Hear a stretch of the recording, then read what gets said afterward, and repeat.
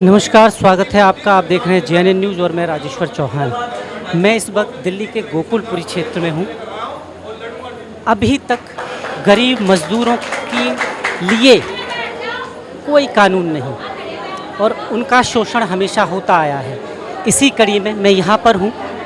बेरोज़गारी वैसे ही बहुत है, पर बेरोज़गारी के साथ साथ सरकार की नीतियाँ और सरकार का बेरुखी इन लोगों के साथ इतनी बड़ी हुई है कि ये क्या कहें इनके लिए कि रोज़गार है पर सैलरी नहीं। अगर जब सैलरी नहीं है तो बेरोज़गार ही माने जाएंगे। कहा यह जा रहा है कि कॉन्ट्रैक्ट पे जब से ये शुरू हुआ है, कॉन्ट्रैक्ट प्रथा यानी ठेकेदारी, और ज़्यादा शोषण होने लगा है।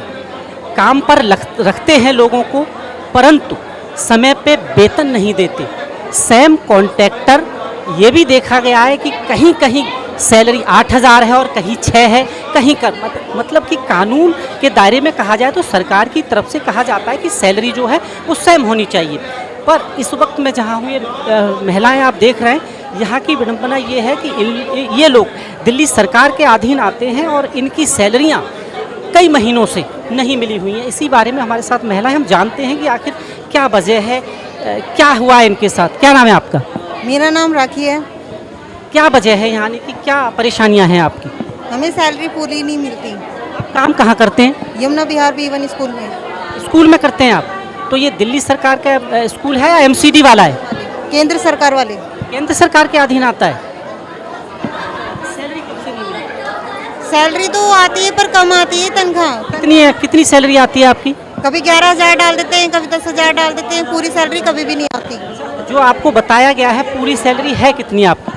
12,000 ही बता रखी है, पर 14,500 कुछ रुपए है सैलरी। उसके बाद कटता होगा DA या फिर ESI कार्ड होता है, मेडिकल का ESI कार्ड आपको दिया है? हाँ जी। हाँ, इलाज करा सकते हैं। हाँ जी, हाँ जी।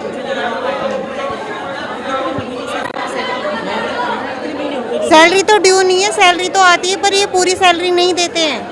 मतलब जो आनी चाहिए हर बार कुछ ना कुछ काट लेते हैं। तो आप पूछते हो उनसे वजह कि भाई किस वजह से सैलरी कम डाली, तो क्या कहते हैं वो लोग? वो कुछ ही नहीं बताते। तो वो देखिए, वजह और परेशानियां साथ साथ हैं इनके। सैलरी आ रही है ये कह रही हैं, पर कभी कम होती है, कभी ज़्यादा। छुट्टी चाहिए और हमें बोनस भी चाहिए, और ये हमें मैनेजर परेशान करते हैं। तो आप ठेकेदारी पे हैं अभी? ठेकेदारी की तरफ से या डायरेक्ट हैं? हाँ जी, ठेकेदारी। भैया मैं 60,000 रुपये दे के लगी हूँ फरवरी में। 60,000 रुपये मेरे से लिए। आपने जो जॉब आपने हासिल की उसके लिए भी 60,000 रुपये दिए। जैसा मैं आपको कह रहा हूँ कि जब से ये ठेकेदारी शुरू हुई है, ये देखा जा रहा है कि कहीं ना कहीं भ्रष्टाचार और बड़ा है इन लोगों के पास। देखिए, एक तो बेरोजगारी का आलम ये है, ऊपर से ठेकेदारी प्रथा के तहत अगर इनसे 60,000, 50,000 और कहीं कहीं 1 लाख रुपए इनसे मांगा जाता है और उसके एवज में फिर सैलरी नहीं मिलना, क्या वाकई सरकार ये अच्छा काम कर रही है? इन लोगों ने घर पे बिठा दिया, 2 महीने घर बैठ। आपने जब ये जॉब ज्वाइन की उसके बाद 60,000 रुपये आपसे लिए, तब जाके आपको नौकरी दी। सैलरी कितनी है आपकी? सैलरी 12,500 बताई थी। 12,500 में मेरे को 10, 10.5 दे रहे हैं और उसके बाद में कुछ नहीं दे रहे हैं। मैं जब भी बोलती हूँ कहते हैं अगले महीने आ जाएगी, अगले महीने आ जाएगी।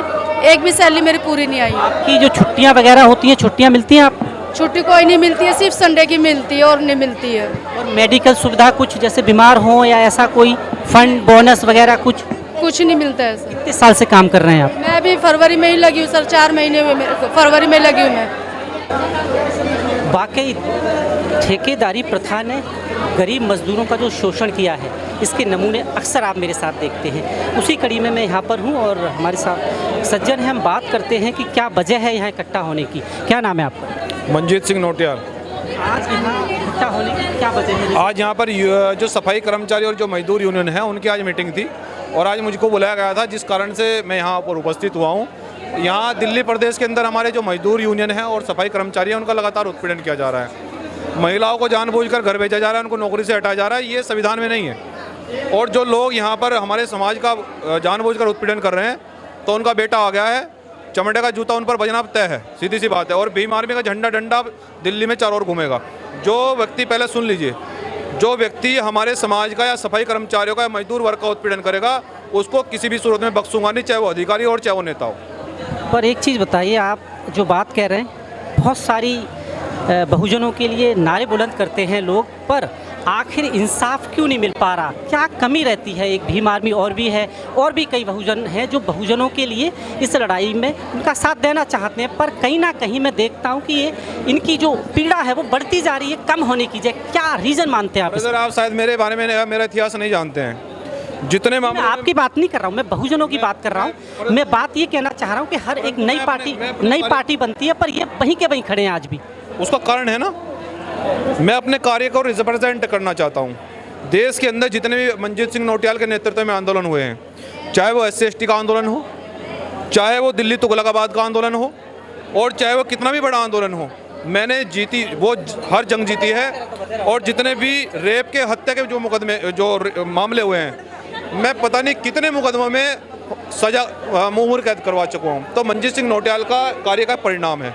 इसलिए कहता हूँ कि आज मैं दिल्ली में आऊँ, कुछ लोगों ने मुझे काम करने के लिए मुझे रोका गया काफ़ी दिनों से। इस वक्त जो महिला है, इनकी मूलभूत जो मांग है वो क्या है और क्या कठिनाई है इनको? इनकी जो मूल मांग है मैंने सुन ली है।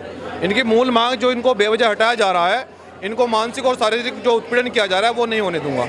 ये दिल्ली सरकार के अधीन कर्मचारी थे सारे? ये जो भी है, देखिए संविधान में सब चीज़ों का अलग अलग फंडामेंटल राइट्स है। अगर इनको ठेकेदारी लेवल पर लगाया गया तो उसके लिए संविधान में अलग कानून है। अगर ये सरकारी कर्मचारी हैं तो उसके लिए अलग कानून है। तो जिस हिसाब से कानून में बनता है तो उस हिसाब से इनको पेंशन देनी चाहिए, नौकरी देनी चाहिए। परंतु यहाँ क्या किया जा रहा है कि इनको 6 महीने काम कराकर कोरोना काल में इन्होंने लाशें ढोई और अब इनको नौकरी से निकाल दिया जाता है। ये कहाँ का न्याय है? एक चीज़ और मुझे बताइए, जैसा मैं कवर कर रहा हूँ, मुझे ये बिल्कुल खबरें मिली हैं कि तकरीबन इन लोगों से ठेकेदारी के तहत भी मोटी रकम वसूली जाती है, उसके बाद इन्हें वो नौकरी दी जाती है और वहाँ भी तनख्वाह नहीं मिलती इनको, क्योंकि मोटी रकम वसूली जाती है। इस पर आप क्या कहेंगे? ऐसे लोगों का इलाज करने के लिए आज मैंने प्रदेश की कमेटी गठित कर दी है। देखो, मैंने काम किया है देश में, आप सभी लोग जानते हैं, और मैं काम करने वाला व्यक्ति हूँ। मैं अपने समाज से बस ये अपील कर रहा हूँ कि अपने बेटे के साथ खड़े तो होइए। मैं यहाँ के अधिकारियों को, नेता को सोने नहीं दूंगा। अगर मेरा समाज का यहाँ उत्पीड़न होगा, भाई ज़्यादा नहीं मैं कहना चाहता कि ना नेता को सोने दूंगा ना अधिकारी को सोने दूंगा। और यहाँ पर जितने भी सस्पेंड किए गए हैं उनको बहुत जल्दी नियुक्ति दिलाई जाएगी, वरना फिर दफ्तर में ताला लगाया जाएगा। सस्पेंड किस बिहाफ पर किया गया है इन लोगों को? जो ठेकेदारी लेवल पर, जैसे कि हमारी सफाई कर्मचारी, उनको लगाया जाता है। इनको कोरोना काल में जो है ना, इन्होंने लाशें ढोई, इन्होंने उस देश का उस मुसीबत में साथ दिया जिस समय देश में कोई घर से बाहर निकलने के लिए तैयार नहीं था, लेकिन अब इनको नौकरी से निकाला जा रहा है। ये कहाँ का न्याय है? वाकई मामला संगीन है, सरकार को ध्यान देना चाहिए। आप देख रहे हैं JNN न्यूज़। नमस्कार।